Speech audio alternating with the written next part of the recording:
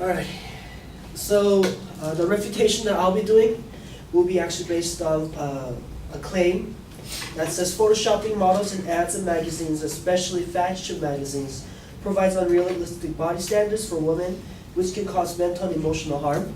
Her secondary claims were it creates unrealistic body goals, reduces self-esteem, and can lead to self-harm or dangerous dieting techniques. One of the flaws in this speech was that it doesn't really have a controversy or something as to, we all know that these kind of photoshopping models that are super skinny creates unrealistic bodies for women, and they tend to have they lead to mental states for girls that are unhealthy. So that's one of the things that had the flaws. But the one that refutation I decided to do was the speaker's main claim is not timely because the culture and the society has changed over time, and the image that is now considered beauty has changed over time, so her claim was untimely. That was my point. Which leads to my first point. Her first fact was that creates unrealistic body for goals. It is true that traditionally girls were involved in modeling used to be super skinny, and they used to have items such as Barbie dolls. That was her point. However, today, according to Time magazine's, Barbies now have the newest line of dolls that actually have women's sizes. These dolls have average woman proportional bodies, so it's not just like super skinny waist and long legs and those kind of unrealistic Barbie doll that they used to have. But now it's very proportioned, including, and they have like different stickers they can put on the Barbie dolls, like freckles, or they can actually have brunette hair, they can have cellulite stickers, all kinds of stickers that actually real woman body have contained. According to Time magazine, I'm not saying it's a Time magazine, 95% of women actually have, I guess what's called a stretch marks. So they have all kinds of stickers that real women actually have on their body to show the young girls in the generation that it's okay to be who you are. Moving on to the second point, reduces self-esteem. Magazines used to advertise unrealistic body shapes that create like these bodies that young girls that cannot obtain, and it will create self-esteem issues for young girls. However, for the 21st generation modeling, according to Baru Waha, a fashion website, today's culture and society tends to look at beauty as a curve. It's not just a stick body figure that's exemplified to be beautiful anymore, but a woman who has curves and I guess volume in their body. So there's actually these models for fashion design started this thing called Curves for Change. These are actually models to remove superficial shell from the fashion world and became like personal mentors to girls who want to be models in the future.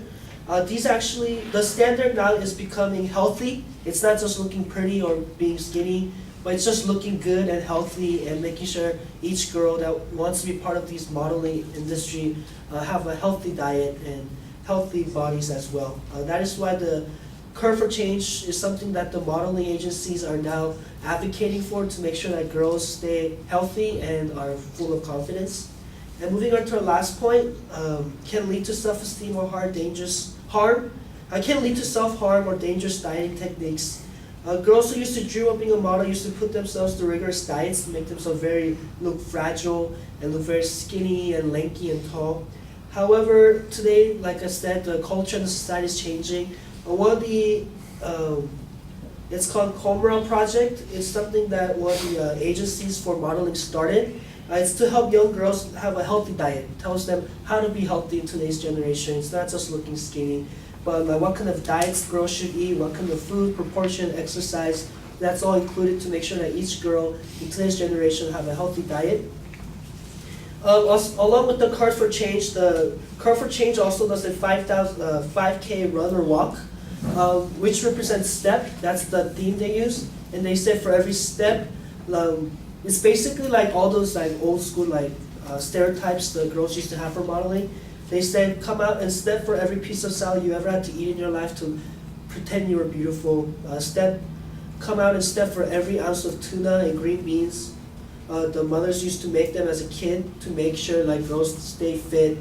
come out in step to make all these doubts you have about your body, come out in step to make sure that you're always just skinny. So this curve for step, actually, step for change, is one of the newest thing that's actually happening right now, where every woman comes out to step to make sure every woman, every girls live a healthy lifestyle and look healthy as a model instead of a typical stereotypical skinny model. Thank you.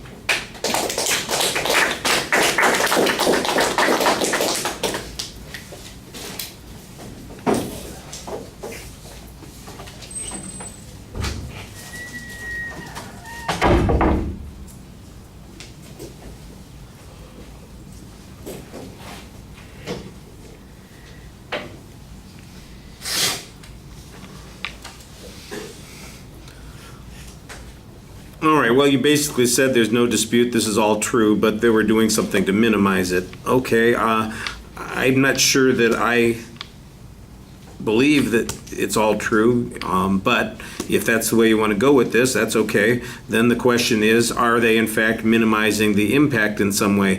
And your first example is basically, well, we've got Barbie dolls with stickers that allows you to apply cellulite to them.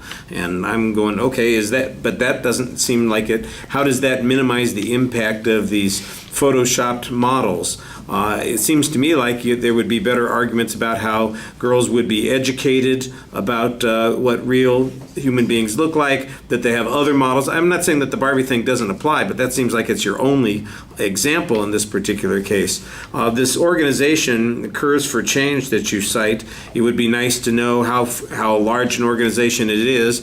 It sounds like it's particularly for people who are in the modeling field, so it sounds like it's limited to people who are in that profession, and I thought that the advocate's argument was about people who are affected by those people in that profession rather than the people in the profession itself. I could be wrong on that, but if it's really designed for women who are in that particular field, and we got to teach them not to become, emaciated in order to be successful as models, that's great, but what does that do for the people who see the Photoshop models and then they react to that particular thing? I'm not sure that this program addresses that. There might be other programs that address those sorts of issues, education about food, about nutrition, different standards, all those sorts of things. What's the First Lady's program about eating right and all that kind of stuff would fit in this category. So I think that there are some opportunities here that are being missed. And although a couple of your arguments attempt to diminish the impact of this, I'm not sure how significant they are. And you're kind of, like I said, accepted the premise at the beginning. So this is the only response that you have. You ought to be able to quantify it a little bit. All right, thank you.